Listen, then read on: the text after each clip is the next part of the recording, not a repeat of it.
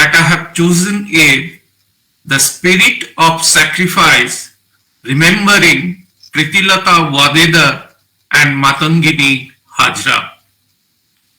When we think of India's freedom struggle, we have to remind ourselves the unflinching patriotic spirit behind it, the feeling to do or die for the country. Now, in the grand narrative of our India's freedom movement, we are more familiar with the struggle that started from the first War of Independence in 1857. But we have to also take into cognizance that when the British came in India through the victory in the Battle of Plassey in 1757, and then after about 100 years, this first War of Independence took place. But we should not forget that during this 100 years of initial British rule, that people in different parts of country accepted the British rule without any protest. There are a number of instances from 1760s onward where in different parts, people raised their voice mainly against the moneylenders, the jamindars, who are working as agents of the English East India Company and later on the British Crown, to ventilate their grievances mainly against the oppressive nature. And history is full of the heroic contributions and sacrifices made by these people who may not find the place in many of our textbook and narratives. In a similar vein, when we talk of the grand narrative of India's freedom movement starting from 1857, our main focus is on the mainstream India's national movement. By mainstream national movement, I draw your attention to the movement led under the banner of Indian National Congress and later on from 1915 under the able guidance of none other than Mahatma Gandhi.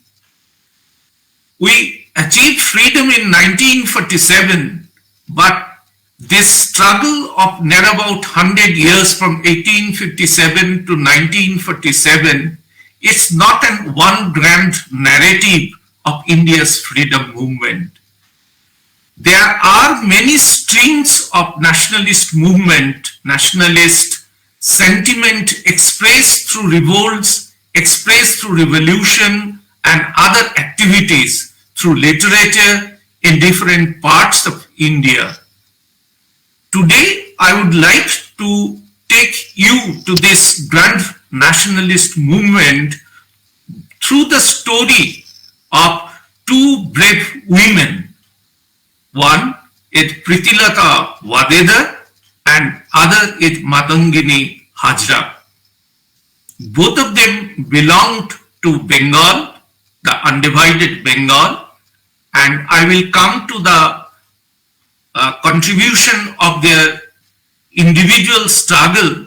But before to that, I would like to draw your attention that when we talk of India's freedom movement, we fail to take cognizance of these different streams of movement that took place. So my attention is here to tell you that how believing in different ideologies, believing in different paths, belonging to different social and economic background, belonging to different genders, people contributed to the struggle of India's independence. Their mission was to do and die for the country. This patriotic spirit, when we look back to the sacrifices made by thousands of our countrymen, made us proud to do the best way we can remember their sacrifices. So, in narrating this movement, why I have selected Pritilata, Waddedar and Matangini, Hazra. We are well aware of revolutionary nationalists. This is one of the major stream of India's national movement, those who believed in the philosophy of do or die for the country. So Pritilata, Waddedar belonged to this brand of Indian nationalists whose philosophy was to get into direct action, violent action to force the British leave the country. Whereas Matangini Hazra, she was believer in Gandhian way of movement. Gandhian strategy was completely different from the ideology of the revolutionary nationalist. So how these two streams were working in two different directions, but their goal was same, how to make India free from the clutches of the British rule. More often, we get into various ideological debates about the individual commitment, about the individual ideology, about different identities when we discuss India's freedom movement. But we should keep in mind that people belonging to different faiths, people belonging to different ideologies, all were encouraged and inspired by the love for the country. Their love for the motherland inspired them to take up the struggle without thinking for themselves, their future and their family. It is the true patriotic spirit that motivated them to sacrifice for the country. So when today we enjoy the freedom, we cannot imagine the amount of atrocities, the amount of humiliation, the amount of torture people in different parts of the country faced in different ways. It was that humiliation and also the love for the country that motivated group of people in different ways to stand up against the foreign rule. So it is in this background I will come to the specific contribution of these two great women, Pritilata Waddedar and Matangini Hazra. Pritilata Waddedar was born to a middle class family in the district of Chittagong in today's Bangladesh. She was born in 1911. She got her education in a local school. After passing from the local school, she went to higher school study in Dhaka. And from Dhaka, for her graduation, she moved to Calcutta and she did her graduation in philosophy. But because of her involvement in anti-British activities as perceived by the British government, she was not awarded the degree, which has been so late. Recently in 2012, the Calcutta University posthumously awarded this graduation degree to Pritilata Waddedar.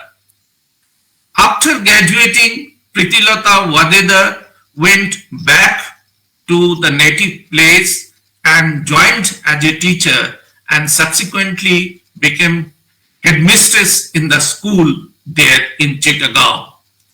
Now that was the period I'm talking of, late 1920s, when Gandhian movement was in peak form, but at the same time the revolutionary nationalist led by Master the Surya Sen was very active in Chittagong. Master the Surya Sen's and The story of Chittagong uprising is known to many of you through the recent film which was made, but many of you may not be knowing that the volunteers, the recruited by the revolutionary rationalists were mainly the youngsters of those days who are in teens. So their target was the local armory, and with the gang of these revolutionaries, they looted the armory. Pritilata Waddedar, being inspired by this ideology of the revolutionary nationalist, approached Master the Surya Sen to induct her as a member of their group. But Master the Surya Sen was reluctant to take her into the group. While this movement of the Chittagong uprising took place and they succeeded and they distributed a pamphlet after this successful adventure. In that pamphlet that they distributed, which read that they were breaking the laws of treason in line with Gandhi's call for the civil disobedience movement and declared the independence of Chittagong. The other pamphlet that they distributed that called upon the youth to join the uprising. So Pritilata Waddedar was very keen, and seeing her persistence and commitment, she was inducted into this revolutionary group. After the successful raid of this armory of police and auxiliary forces, the revolutionary group escaped to nearby Jalalabad hills in Chittagong. But the huge British force surrounded them in the hills, and many rebels died in the ensuing gunfight. It was Pritilata who managed to provide explosive to the rebels in this gun battle with the British forces. Her bravery was taken note by Surya Sen, and soon she was given the responsibility to lead a mission comprising of 40 rebels. She led the group of rebels to avenge the massacre in Jalalabad hills by torching down the Pahartoli European Club in 1932. So what was the motive behind attacking this club? Because this particular club was chosen, the club signboard proudly stated, I quote, "Dogs and Indians are not allowed." So it was a symbol of British repression, arrogance and atrocity which attracted their attention, and they attacked this European club. Pritilata, dressed as a Sardar, led the team, while her team wore shirts and lungis as they laid siege at the European club and torched it. Sadly, their moment of victory was short-lived as the British troops were quick to retaliate. Following an intense change with gunshots from both sides, Pritilata and her team found themselves ambushed by the soldiers in a bloody encounter that would end up fatally wounding her. Upon realizing that surrendering to the British was the only way out, she came up with a ploy that would open up a diversion for her comrades to escape. The love for her motherland was so deep and intense that she chose to kill herself instead of conceding and selling out her faction to the British. 21-year-old Pritilata sacrificed her life by consuming cyanide, and even in death, she gave out a clear message to the British like a true revolutionary. She proved that women too needed to be prepared to sacrifice their life for freedom from the British colonial rule.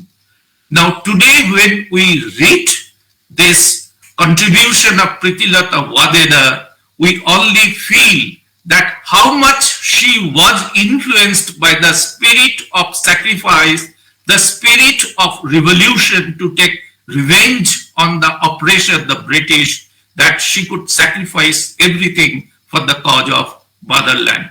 Here, I end the story of Pritilata Waddedar, and now I move to the story of Matangini Hazra.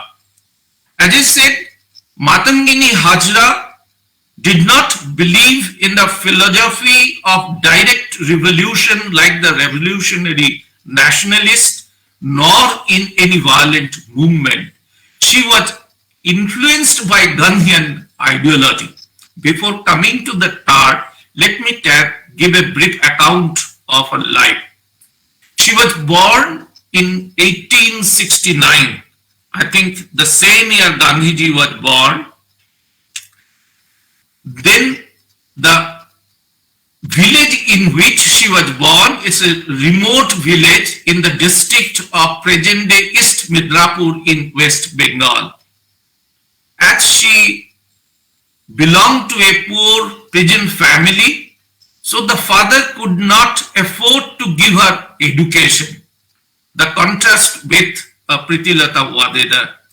And as the tradition was, at a very young age of 12, she was given marriage to a man who was 60 years old. And he was also not very wealthy, and very soon that person also expired, and at the age of 18, Matangini Hazra became widow without any children. But although there was poverty, although she was not literate, but she had a commitment for the improvement and upliftment of the people around her in the village.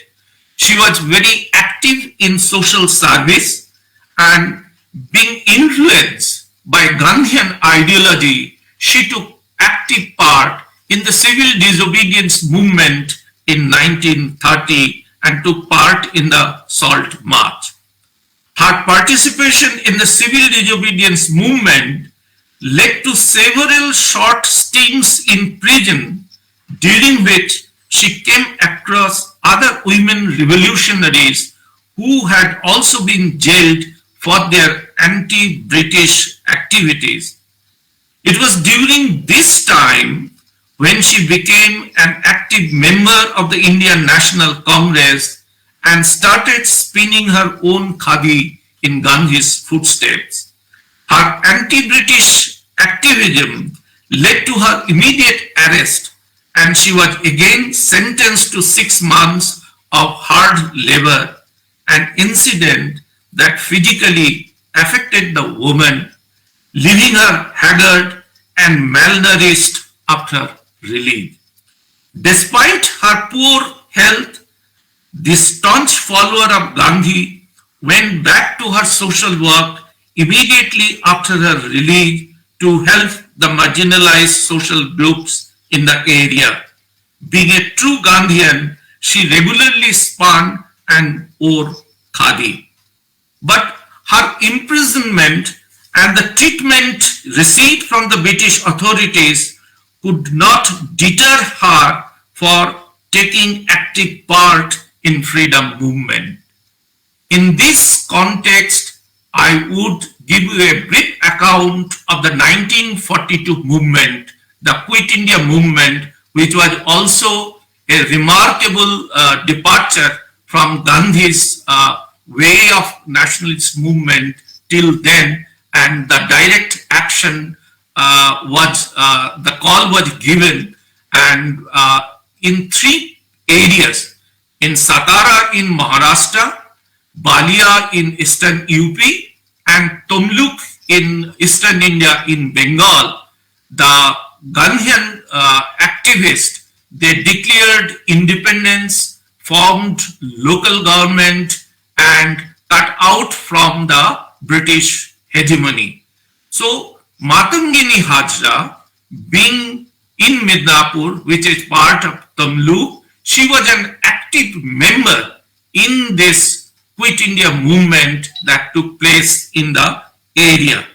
And she helped in organizing the members, particularly the Gandhians at Mednipur, and decided to take control of local government offices and police station in the district, and declare independent provincial government at Tamluk as part of this broad All India, Quit India movement.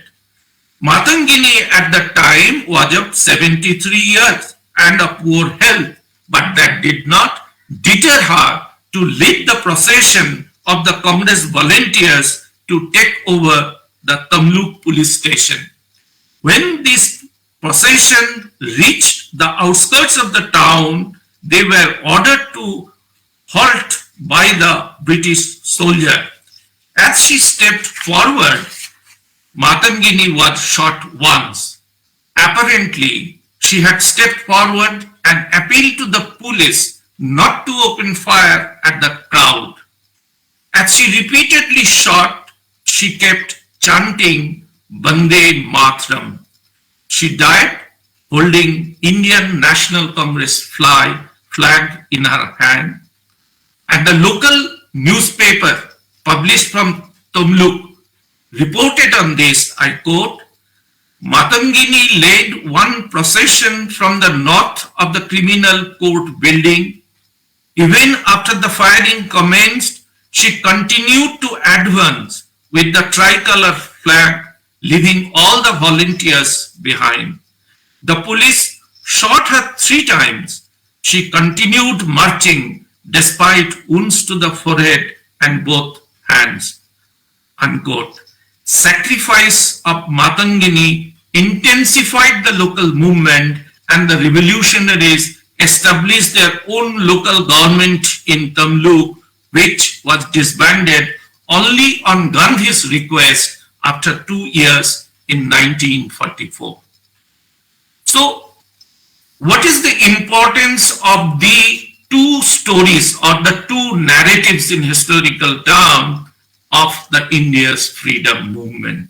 As I said in the beginning, Pritilata Waddedar was a strong believer in the ideology of revolutionary nationalists. And revolutionary nationalists, I do not want to go into the detail their contributions, how in different parts of India they succeeded in mobilizing forces, putting strong, steep resistance to the British authority. Pritilata Waddedar was a believer in the revolutionary nationalist ideology. Whereas Matangini Hazra, she was not educated, she was from a very poor family and also to a caste which is not belonging to the dominant caste, but the spirit that she had, she wanted to sacrifice her life for the cause of motherland. So when we talk of the saga of India's freedom struggle, many times we get into the debate over various ideological trends, the limitations, and also the specificities of the movement, forgetting that the overriding spirit behind the India's freedom struggle was how to make India free from the foreign rule. That was the conviction which made Indians to follow different paths. There were the divergence of opinion, divergence of views, how to mobilize people, pressurize the British to leave India. Here, the 2 great examples I can quote here. One, that Netaji Subhash Chandra Bose said that freedom is not given, it is taken. Although Netaji started his political career in the Indian National Congress, but his ideology, his belief over the years was different from the Gandhian ideology. Whereas Mahatma Gandhi, the tallest figure in India's freedom movement, he all along believed and also practiced that through persuasion and through self-sacrifice and non-violent way, we have to change the heart of the oppressor. The ideology is different, but the goal is same. The social composition of thousands of workers were different, many belonging to the very rich families, affluent families, many belonging to the very poor families. Caste was not the consideration. The religion was not the consideration.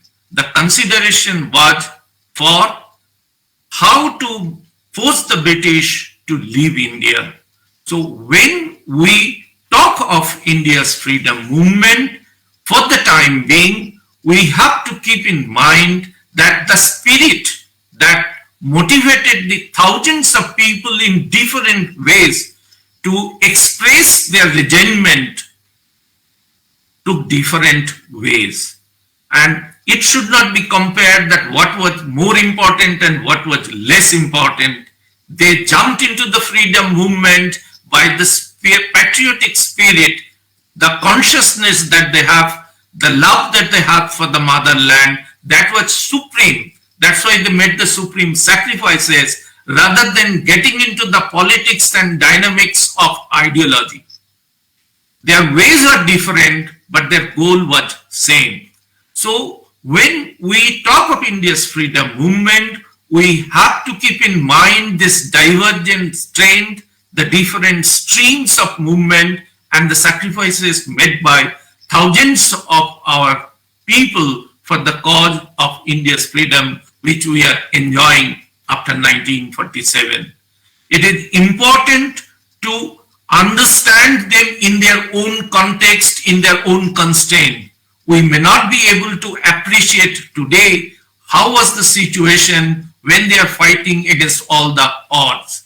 So their sacrifices for the country have to be remembered and have to be honored for what we are achieving today. And more so when we talk of these brave women, forgetting the social constraints that they were having from within the family and outside the family, how they came forward, took up the arms, actively participate, went to the jail, but nothing could deter them for participating in the struggle to make India free.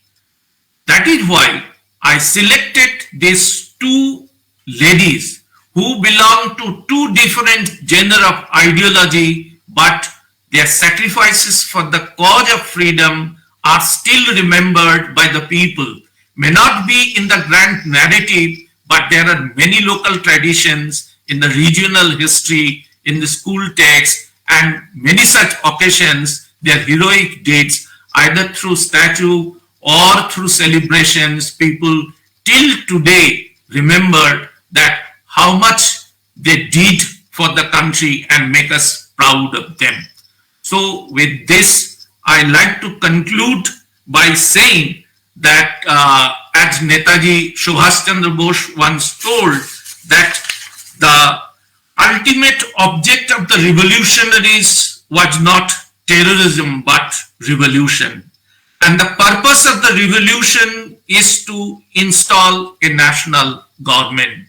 So whether it's the Gandhian way, whether it's the way the revolutionary nationalists believe, they all fought together for the freedom of the country. And that is the supreme sacrifice they made, which we have to honor and remember always. Thank you.